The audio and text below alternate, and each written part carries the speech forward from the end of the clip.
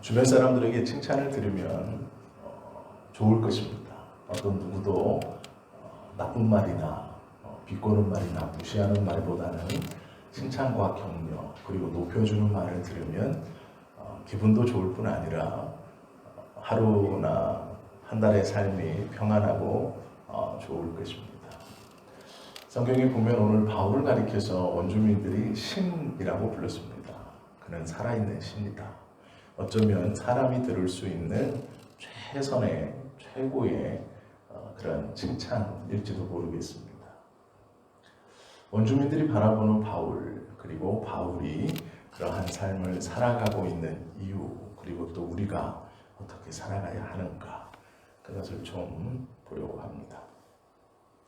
사도행전 28장 1절은 이렇게 시작하고 있습니다. 우리가 구조된 후에 안즉 그 성은 멜리데라고 부른다 라고 기록하고 있습니다. 멜리데는 지금의 몰타입니다.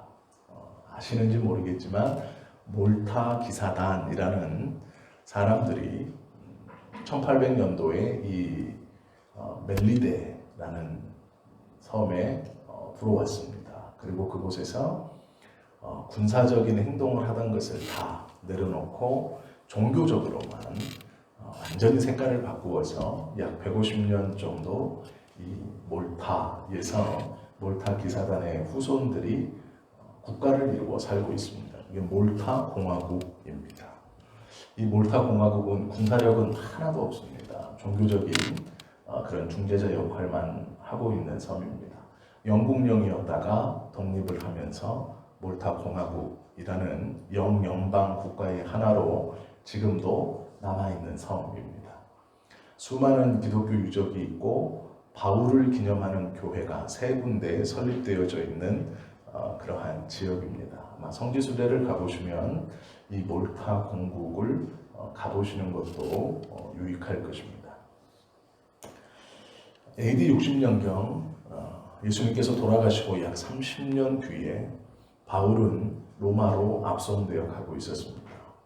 그때 유라굴라라고 부르는 이름 자체가 광풍, 매서운 바람, 종잡을 수 없는 바람이라는 뜻을 가진 유라굴라의 광풍을 만나고 배가 난파되어서 약 2주 정도 이리저리 그 바람과 파도에 따라 난파당하여 옮겨다니고 있었습니다. 그럴 때에 걸린 섬이 이 섬입니다. 바울과 그의 일행들은 약 200명 정도 되었습니다. 바울은 죄수의 신분이었기 때문에 대부분 이 200명 중 대부분은 로마의 백부장이 거느리고 있는 병사들이 대부분이었습니다. 그리고 나머지 절반쯤은 로마로 값비싼 물건들을 싣고 가는 상인들이 대부분이었습니다. 상인들은 좋았을 겁니다. 중간에 가다가 해적을 만나서 비싼 물건들을 잊어버릴 수도 있지만 그 배 안에는 로마 군인이 약 100여 명 정도 타 있었습니다. 그러니 상인들이 생각하기에 이 배는 돈을 좀 더 주고라도 타야 하는 배입니다. 자신들의 물건을 로마의 군인들이, 물론 로마의 군인들은 죄수인 바울을 지키려고 함께 탄 것이지만 로마의 군인 100명이 지키고 있는 배를 감히 해적들이 와서 약탈하지는 못할 것입니다. 그래서 이 배에 타기를 아마 즐거워했을 것입니다. 그런데 광풍을 만났고 14일간 표류를 하다가 걸린 섬이 이 섬입니다. 멜리데에 도착하고 나니 그곳에는 원주민들이 있었습니다. 이들이 멜리데에 도착한 걸린 계절이 겨울입니다. 14일 동안 이리저리 표류하다가 멜리데라는 섬에 도착했고 그들은 아마 극심한 추위와 배고픔으로 인해서 기절을 하고 있었던 것 같습니다. 우리가 구조된 후에 들으니 이 섬의 이름이 멜리데더라 이렇게 말하고 있습니다. 원주민들은 이 200명의 사람들을 해안가로 구조해 놓고 불을 피워 주었습니다. 한 대여섯 명 구조하고 모닥불 하나를 피워준 게 아닙니다. 200명의 사람들을 구조해 놓고 모닥불을 피워줬다는 것은 쉬운 일이 아닙니다. 많은 수고를 했을 것입니다. 200명의 사람들의 몸을 녹일 모닥불은 하나 가지고는 되지 않았을 겁니다. 정신이 든 사람들은 원주민들이 피워놓은 불이 꺼지지 않기 위해서 그 섬 주위를 돌면서 나뭇가지를 모아왔습니다. 우리가 생각하는 것처럼 원주민이라고 하면 만화책에서 보는 인디언처럼 생각합니다. 얼굴에는 울긋불긋 화장을 하고 깃털을 꽂고 다니고 거의 발가벗은 다 나체로 나무로 만든 긴 창을 들고 다니는 사람들. 그러나 이 멜리데의 원주민들은 그렇지 않았습니다. 도시국가는 아니었지만 부족이라고 불리었지만 이들을 원주민이라고 부른 이유는 로마와 그리스 사람들이 자신의 지역을 제외하고는 다 문명이 떨어지기 때문에 미개인들, 원주민들이라고 불렀습니다. 이 멜리데의 사람들은 학문적으로도 그리고 신에 대한 개념에 있어서도 결코 로마와 그리스인들에게 뒤처지는 그런 사람들이 아니었습니다. 왜 그러냐면 지중해 가운데에 위치한 이 섬은 전략적으로 중간에 쉬어가는 항구로 수많은 사람들이 오고 가는 무역의 중앙 통로였기 때문에 그랬습니다. 이들은 남의 것을 약탈하며 살 필요가 없었습니다. 많은 사람들이 항구를 이용하면서 사용료를 지불했고 또 그와 함께 수많은 물문들과 수많은 서적들이 왔다 갔다 했습니다. 그래서 이 멜리데의 원주민이라고 부르는 이들은 로마와 그리스인들 못지않게 상당한 학식과 문화 수준 그리고 도덕적 수준을 가지고 있었습니다. 원주민이라고 기록됐다 하여서 식인을 하는 민족처럼 생각하시면 안 된다라는 것입니다. 이들이 바울의 일행을 구조해 주었고 200명 전원을 무사히 구조했습니다. 그리고 불을 피워놨습니다. 바울이 정신이 들어 자신이 모닥불가에 있다는 것을 알게 되었고 이 섬을 멜리데라고 부른다는 것을 알게 되었습니다. 그리고 일어나 나무를 자기 스스로 한 움큼 해왔습니다. 심한 폭우로 온몸이 흠뻑 젖은 데다가 탈진 상태였기 때문에 아마 기력은 없었을 것입니다.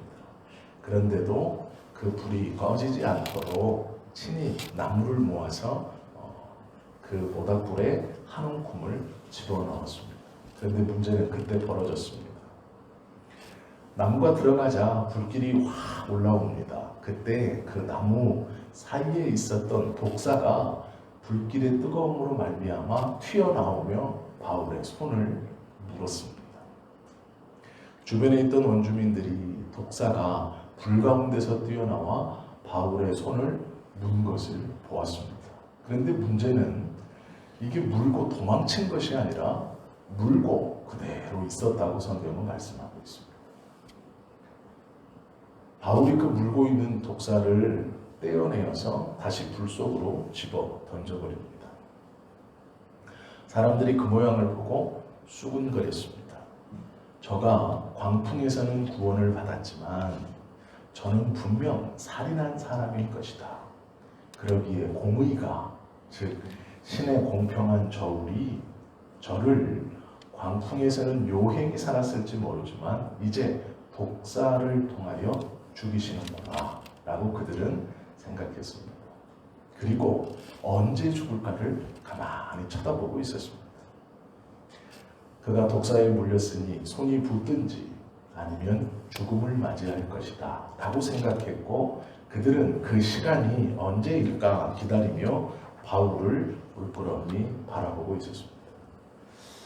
6절은 한참 시간이 흘렀음에도 불구하고 바울에게 아무런 일이 일어나지 않자 그들이 서로 언제 죽을까 쳐다봤던 원주민들이 이제는 말을 바꾸어 저는 살아있는 신이다 이렇게 말합니다. 자신들의 경험에 비추어 적어도 저 독사에 물리면 붙든지 죽든지 둘 중에 하나인데 아무 일도 일어나지 않는 바울을 보고 신이 이 땅에 왔다라고 생각했습니다. 독사의 독이 통하지 않는 사람, 그런 사람은 없으니 저는 분명 사람이 아닐 것이다 이렇게 생각했습니다. 6절을 제가 읽어드리겠습니다. 그들은 그가 붙든지 혹은 갑자기 쓰러져 죽을 줄로 기다렸다가 오래 기다려도 그에게 아무 이상이 없음을 보고 돌이켜 생각하여 말하되 그를 신이라 하더라. 이렇게 말하고 있죠. 처음에 바울은 원주민들에게 특별한 동정이 필요한 사람이었습니다. 원주민들의 시각에 바울을 처음 보았을 때 원주민들은 바울을 보고 특별한 동정이 필요한 사람, 즉 아무것도 가진 것이 없고 죄수였고 온몸은 물에 젖어 추위에 덜덜 떨고 있는, 특별한 동정을 받지 않으면 살아날 수 없는 그러한 허약하고 나약한 존재였습니다. 그리고 두 번째 그를 보는 시선은 뱀에 물린 것을 보면서 저는 살인자라, 저는 나쁜 사람이구나, 공의의 저주를 받아 죽는 것이구나 라고 생각했습니다. 그런데 그들은 조금 더 시간이 지나자 바울을 보고 살아있는 신이라고 부르기 시작합니다. 동정받아야 할 존재에서 살인자, 그 다음 살아있는 신으로 바울의 이미지는 급격하게 바꾸어져 가고 있습니다. 독사에 물려도 죽지 않자 이 소식을 원주민들이 자신들의 가장 높은 사람, 즉 대장인 보블리오라는 원주민의 리더에게 이것을 고했습니다. 불이 나게 달려가서 저 200명의 사람들 중 이상한 사람이 하나 있습니다. 독사에 물렸는데 붓지도 죽지도 않습니다. 우리가 오랫동안 지켜보았음에도 불구하고 그는 죽지 않았습니다. 보블리오가 그 이야기를 듣고 바울의 일행 쪽으로 내려왔습니다. 보블리오는 그 바울의 리더인 것이 분명한 게 이들을 신으로 대접하지 않습니다. 이상한 일이다 라고까지는 생각했지만 보블리오는 그들을 좋은 마른 목초지가 있는 땅을 내어주고 사흘 동안 극진히 대접했다 성경은 말씀하고 있습니다. 그에게 와서 경배했다라고 말하지 않습니다. 즉 보블리오는 신이 사람의 모습으로 이 땅에 내려온 것은 아니고 특별한 능력이 있는 사람들이구나 까지는 인식하고 있었습니다. 그런데 그때에 자신의 집 안에 부친이 열병과 이질에 걸려서 누워 있었습니다. 신음하고 있었습니다. 그것을 보고 바울이 보블리오의 부친의 머리에 손을 얹고 기도하여서 열병과 이질을 고쳐줍니다. 보블리오가 그것을 보고 또한 함께 있었던 원주민들이 그것을 보고 바울에 대하여 후한 예로 대접하고 필요한 물건을 주고 로마로 다시 출발할 때까지 잘 보살펴 주었다 성경은 말합니다. 그런데 후한 예라는 단어가 중요한 단어입니다. 헬라어 원문으로 보면 이 후한 예로 대접하였다라는 것은 우리가 생각하듯 좋은 먹거리, 좋은 마실거리, 좋은 옷들, 그래서 불편함 없게 대했다 이런 게 아닙니다. 물론 가지고 있는 것 중에 좋은 것들을 주었을 것입니다. 자기 아버지를 고쳐주었기 때문에 그렇죠. 그런데 후한예라는 말은 존경, 위엄, 권위, 귀중한 선물 이런 뜻입니다. 즉 보블리오와 원주민들은 바울의 일행을 대접하기를 좋은 것을 주었다는 의미보다는 존경하고 그의 권위가 이시 대하고 소중한 선물인 것처럼 대했다라는 뜻입니다. 이것이 원어의 정확한 뜻입니다. 바울의 이미지가 어떻게 바뀌는가 가만히 보십시오. 동정이 필요했던 사람, 그것도 특별한 동정입니다. 특별한 동정이 필요했던 사람, 그리고 살인자, 그 다음은 살아있는 신이라고 불렸습니다. 그 다음에는 권위가 있는 사람, 존중받을 사람, 소중한 선물이라고 그를 지칭하며 후히 대접했습니다. 바울은 하나님과 동행하는 사람입니다. 하나님과 동행한다는 것이 무엇일까? 꼭 뱀에 물렸을 때 죽지 않아야, 붓지 않아야 하나님과 동행하는 사람인가? 그렇지 않습니다. 이 일을 계기로요, 바울이 AD 60년에 이 풍랑을 만났고 이 멜리데 섬에 AD 60년에 방문하여 61년 초봄에 이 멜리데 섬을 떠나 로마로 출발합니다. 그런데 놀라운 것은요, 지금 이 멜리데 섬, 몰타 섬의 90% 이상이 기독교인들입니다. 그리고 이 보블리오라는 사람은 바울이 이때 전한 복음을 받아들여 초대 이 멜리데 섬의 초대 교부가 됩니다. 즉 그 섬의 기독교 초대 지도자가 되어 순교합니다.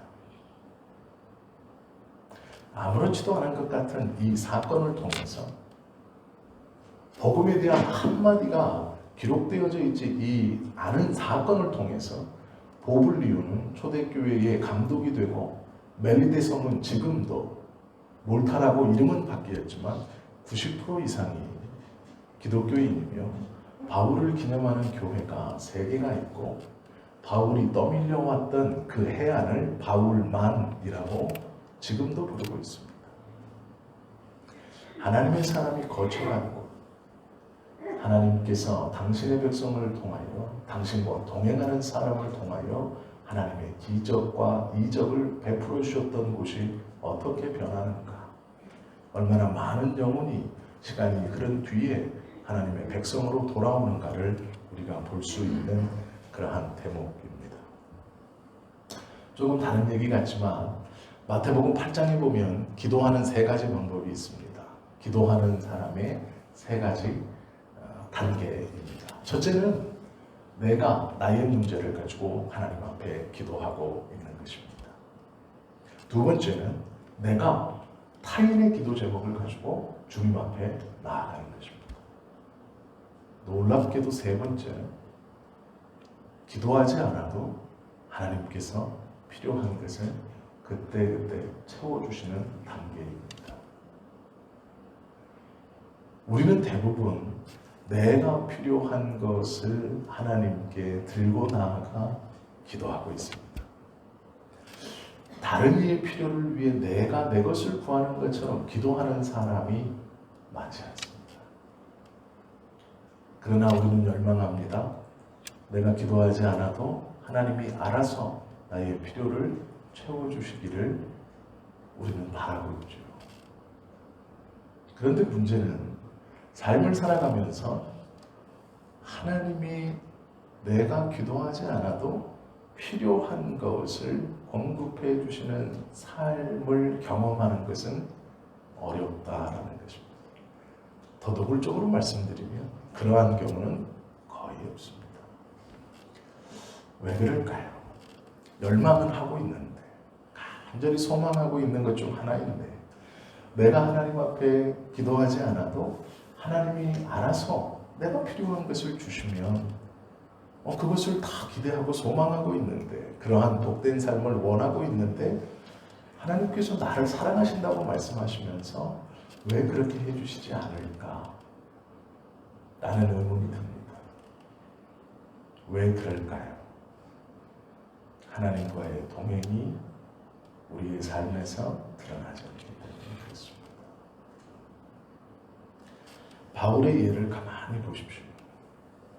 그가 뱀에 물렸습니다. 자기가 자기 손을 부여잡고 하나님, 이 손을 낫게 해주십시오. 기도하지 않았습니다. 자기가 자기 손을 부여잡고 주님, 복음을 증거하기 위해서 이 역사를 좀 이루어 주십시오. 라고 하지 않았습니다. 성경은 물고 매달려 있는 그 뱀을 바울이 아무렇지 않게 떼어내어 다시 불 속으로 집어던졌다 라고 말씀하고 있습니다. 이것이 동행입니다. 하나님이 고쳐주심입니다. 내가 기도하지 않아도 해를 당하지 않도록 보호해 주시는 것입니다. 성경에 보시면 베드로의 장모가 열병에 걸려 누워 있었습니다. 베드로가 예수님께 헐레벌떡 달려와서 예수님, 내 장모님이 병에 걸렸습니다. 많은 병자와 많은 귀신 들린 자를 고쳤던 예수님, 우리 장모님의 병을 좀 고쳐주십시오. 베드로는 바라지 않았습니다. 그저 예수님과 동행하고 있었습니다. 그때 예수님께서 베드로의 장모의 열병을 베드로는 아무 말 하지 않았는데 고쳐주십니다. 낫게 해주십니다. 이것이 동행입니다. 하나님과 동행하는 자는 하나님께서 그의 쓸 것과 그가 필요한 것을 아시고 베풀어 주십니다. 우리가 우리의 쓸 것과 우리의 필요를 하나님이 시시때때로 그 필요한 시간에 정확히 주시기를 원하지만 그렇게 공급하지 못하는 이유는 하나님과 동행하고 있지 않기 때문입니다. 몇 가지를 좀 예를 들어보겠습니다. 많은 교회에서 믿음, 소망, 사랑을 이야기합니다. 그런데 그것을 이야기하는 이유가 뭘까요? 하나님께서 우리에게 진정으로 원하시는 믿음과 소망과 사랑은 전혀 다른 것입니다. 우리는 그 믿음과 소망과 사랑을 이 땅에서 내가 좀 잘 먹고 잘 살고 내가 성공하고 심지어 내가 용서받는 데에 그 단어들을 끌어들입니다. 사랑의 하나님인데 너는 왜 나를 용서하지 못하느냐 라고 되묻습니다. 주변에는 겉으로 드러나는 형식에 하나님을 내세우는데 그 본질은 자기의 욕심일 때가 있습니다. 신뢰가 되지 않는다고 생각하기에 예전 일을 좀 하나 말씀드리겠습니다. 목동에서 사역할 때 중고등부를 담당했습니다. 그때 아주 열심인 여자 선생님이 있었습니다. 아이들을 가르치는 선생님이셨습니다. 이분이 어느 정도 열심히 했느냐, 아들이 하나 있었는데요. 그 아들이 고등학교에 들어가면서부터 1,000번제를 하나님 앞에 드렸습니다. 1,000번제가 뭔지 아시죠? 1,000번의 헌금을 드리는 겁니다. 매일매일. 그것은 쉽지 않죠. 매일 드려도 1년이 365일이니까 3년 이상을 매일매일 헌금하는 겁니다. 10,000원씩 하면 1,000,000원입니다. 아이가 고등학교 1학년 딱 들어가자 아이의 대학 입시를 위해서 하나님께 1,000번제를 드렸습니다. 그 아이가 고3이 되자 100일 기도를 했습니다. 교회도 열심히 섬겼습니다. 그런데 놀랍게도 아이가 떨어졌습니다. 그리고는 찾아오셨어요. 전도사님, 중고등부 교사를 좀 그만둬야 될 것 같습니다. 아이들을 더 이상 가르칠 자신이 없습니다. 제가 1,000번제를 드리고 100일 기도를 드리면서 하나님의 영광을 가리지 않기 위해서 우리 아들이 수도권에 있는 대학에 들어가기를 하나님 원합니다. 이렇게 기도하고 간절히 소망했는데 아이가 수도권의 대학에 가지 못했습니다. 그리고 이렇게 말씀하셨습니다. 내가 얼마나 열심히 기도했는데 그걸 떨어집니까? 내가 창피해서 어떻게 교사로 봉사하겠습니까? 그렇게 말씀하시는 그 이야기가 끝나자 제가 예 알겠습니다 집사님 하고 그 자리에서 일어났습니다. 왜 일어났을까요? 1,000번제를 드리고 100일 기도를 드렸는데 하나님께서 정말 그걸 안 들어주셔서 아 그래 이분은 좀 쉬어야 되겠다, 아니면 그래 이건 좋지 않겠다, 그래서 일 것 같습니까? 아닙니다. 3년 넘게 기도하고 100일을 매일매일 철야를 하면서 기도했지만 이분의 마음속에는요, 하나님의 영광을 가리지 않기 위해서 내 아들이 대학 가는 것을 원한 게 아니라 자기 체면이 구겨지는 것을 원치 않아서 열심히 한 겁니다. 그걸 알기 때문에 아 이런 분이 아이들에게 성경을 가르치면 안 되는구나 해서 예 알겠습니다 집사님 하고 일어섰습니다. 그 한마디에 내가 얼마나 열심히 기도했는데 그걸 떨어집니까? 그 한마디에 그분이 그렇게 하나님 앞에 열심히 했다고 하는 모든 것은 자신의 자존심 하나를 위해서 했다는 것이 드러나버린 겁니다. 자신의 체면과 자신의 어떠함으로 가득 차 있는 신앙인이 아이들에게 성경을 가르쳐서는 안 됩니다. 그래서 두말하지 않고 예 알겠습니다 하고 일어났습니다. 우리가 많은 부분 하나님께 열심을 낸다고 말을 하지만 속마음은 그렇지 않은 경우가 있습니다.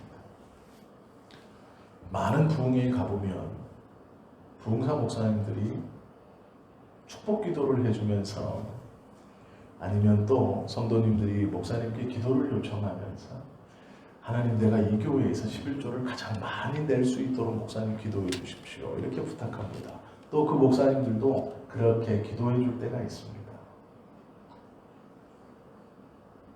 제가 그분이 아니어서 정확한 속마음은 모르지만 정확한 의미는 뭘까요? 하나님께 드리는 일이 아니라 자기에게 돌아오는 구가 가장 크기를 원하는 것입니다.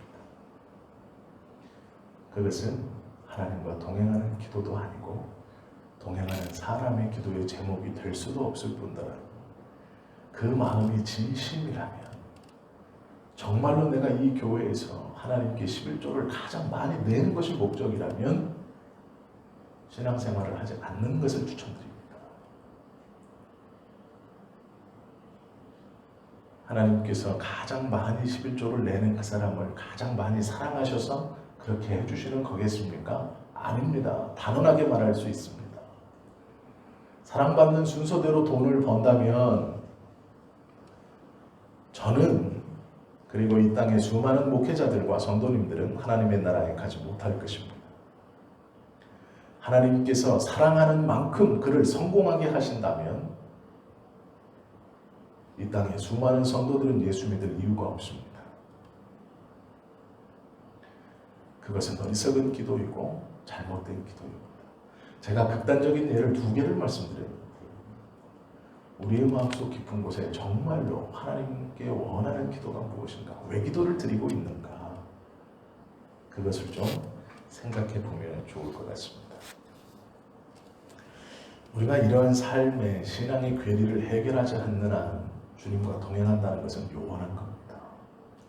바울처럼 기도하지 않았는데도 하나님께서 그때 그 시간 꼭 필요한 것을 공급해 주시고 그를 통하여 그의 삶을 통해 역사와 기적을 보여주시면서 많은 이들로 하나님의 백성으로 삼는 그 선한 도구로 쓰임받는 것은 우리의 마음에 진짜 신앙이 없이는 불가능한 것입니다.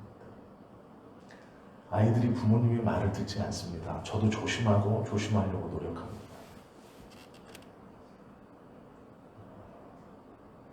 자랑하고 싶은 이야기가 있습니다. 저희 하영이가 중국에서는 1등을 했습니다. 제가 한 번도 내색하지 않았지만 저도 아빠인지라 너무 기분이 좋았습니다. 한국 아이가 중국 학교에서 상위권에 든다는 것이 너무나 뿌듯하고 자랑이었습니다. 한국에 왔는데 꼴찌를 하고 있는 겁니다. 너무 마음이 아팠습니다. 그래서 기도했고 우리 하영이에게 조심스럽게 얘기했습니다. 하영아, 고등학교를 자퇴하자. 그리고 대안학교에 가자. 아빠는 하영이가 공부를 잘하는 것보다 하나님을 잘 믿는 그런 사람이 되면 좋겠다. 그래서 하나님을 잘 가르쳐주는 대안학교가 있으니 그곳에 가자. 처음에 싫다고 하고 아빠 싫어요. 아 그래?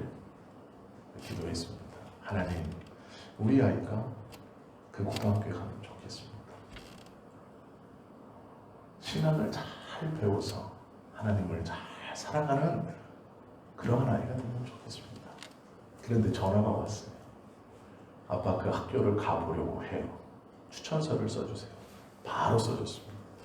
근데 또 전화가 왔어요. 8명이 목사, 선교사 자녀로 지원을 했는데 4명만 뽑는 됩니다. 그래서 제가 하영아 기도하면 돼. 하영이도 기도하고 아빠도 기도할게. 전화가 왔습니다. 서류는 합격했대요. 면접이 남았는데 자신이 없어요. 걱정하지 마. 빠지지만 않고 가면 될 거야. 지난주 연락이 왔습니다. 합격했대요. 참 감사한 일이죠. 근데 문제가 있어요. 등록금을 내래요. 바로 줬어요. 비싸진 않은 학교입니다. 아주 저렴한 학교예요. 그런데 너무 좋은 겁니다. 왜 좋으냐면 그 학교에 가서 좋은 게 아니에요. 세상적으로 말하면 저희 아이는 이제 중학교 중퇴입니다. 중학교 졸업이고 고등학교 중퇴 진학을 안 한 겁니다. 검정고시로 봐야 돼요. 어쩌면 한 발 뒤에서 출발하는 것일 수 있습니다. 그런데 저는 너무 좋아요.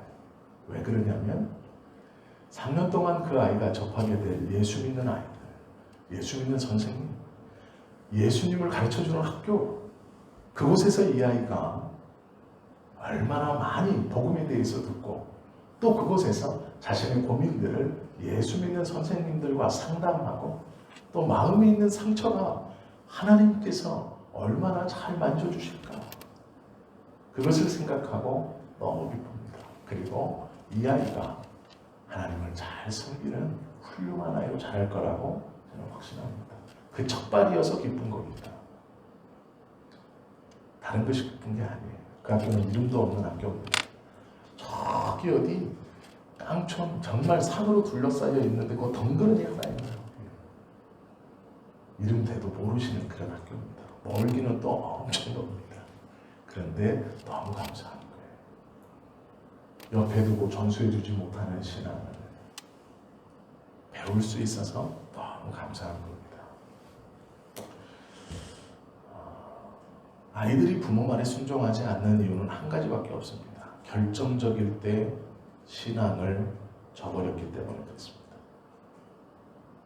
어렸을 때는 교회를 잘 데리고 다니고 신앙 교육을 잘 시키지만 정작 중요할 때 대학 입시를 앞두고는 교회 안 나와도 돼 라는 그 한마디를 부모가 내뱉는 순간 아이는 우리의 부모의 신앙이 가짜라는 걸 알아챕니다. 신앙적 권면을 전혀 듣지 않습니다. 평소에는 주일 예배를 열심히 드리라고 하다가 중요한 시험 때나 고3이 되면 도서관에서 공부하고 대학 들어간 뒤에 교회를 섬겨도 된다라고 말하는 그 순간 우리 아이는 우리 아버지의, 우리 어머니의 신앙이 가짜라는 것을 알게 됩니다. 그리고 그 뒤로는 신앙적 권면을 전혀 따르지 않습니다. 내가 열심히 기도했는데, 내가 그렇게 교회를 위해서 봉사를 했는데, 아니요. 그 중요한 순간 그 한마디가 나의 신앙을 드러내버린 겁니다. 평소에는 하나님의 신앙을 그렇게 잘 이야기하던 부모님이 결국은 대학 앞에서, 취업 앞에서 그 약한 모습을 보여주는 것을 보고 아이는요, 우리 부모의 신앙이 가짜라는 것을 본능적으로 알게 됩니다. 무엇이 더 중요한가라고 열심히 가르쳤지만 정작 그렇게 살지 못하는 그것을 보며 하나님과의 동행은 요원하다는 것을 알게 되는 겁니다. 아이들도 하나님께서 그 코에 생기를 직접 불어넣어 생명이 되게 하신 사람이기 때문에 그렇습니다. 아이들도 하나님을 직접적으로 만날 수 있는 사람이기 때문에 눈치채는 겁니다. 그리스도인이란 어떤 사람이겠습니까? 항상 하나님의 함께 하심을 인식하고 살아가는 사람입니다. 그렇다면 그리스도인은 교회 안에서만 드러나서는 안 됩니다. 우리가 일상을 살면서 우리의 입으로 내가 하나님을 믿는 사람이다 하지 않을지라도 우리의 삶이 하나님과 동행하고 주님을 의식하고 하나님께서 나와 함께 하신다는 분명한 믿음을 가지고 평소와 동일하게 보통 사람처럼 살아가는 그 순간에서 자연스럽게 하나님의 도우심과 인도하심이 드러나야 하는 것이죠. 그가 그리스도인입니다. 학교에 오셔서 말씀을 전해주셨던 목사님 중 한 분이 이런 말씀을 하셨습니다. 누구보다도 나를 가장 잘 아는 사람들이 있는 삶의 현장에서 그리스도인으로 살아가지 않는다면 당신들은 목회자가 될 수 없습니다. 그 말을 듣고 생각해 봤습니다. 나의 아버지가 나를 목회자로 보고 있을까? 나의 어머니가 나를 목회자로 보고 있을까? 적어도 내 동생은 그렇지 않은 것 같습니다. 내 동생이 나를 목회자로 보고 있을까?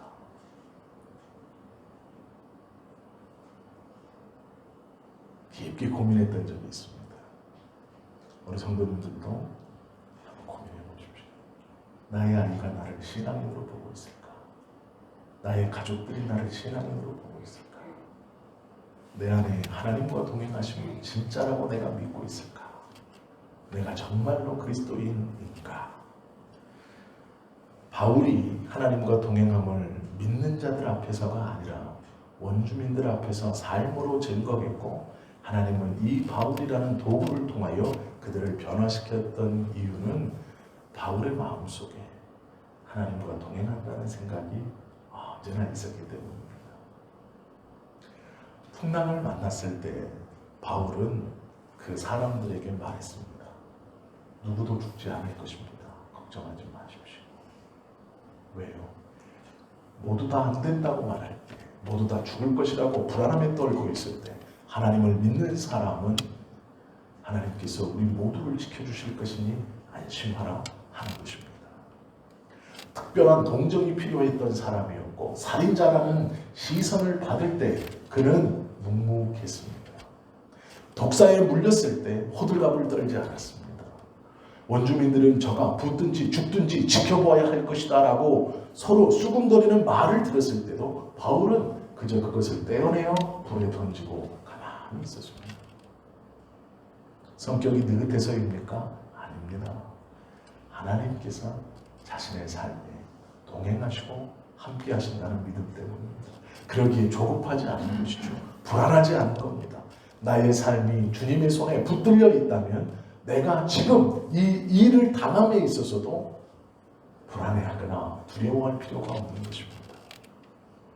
남들이 다 광풍을 만나 죽었다고, 특별한 동정이 필요한 사람이라고, 저는 살인자라고, 이제 붙든지 죽든지 망할 것이라고, 그런 수군거림이 들려올 때 가만히 계십시오.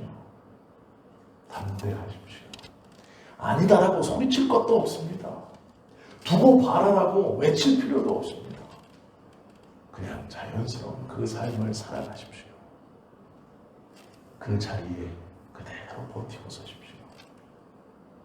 하나님께서 그 침착함의 근원이라면 분명 하나님께서 우리를 붙들어 당신의 길로 가실 것입니다.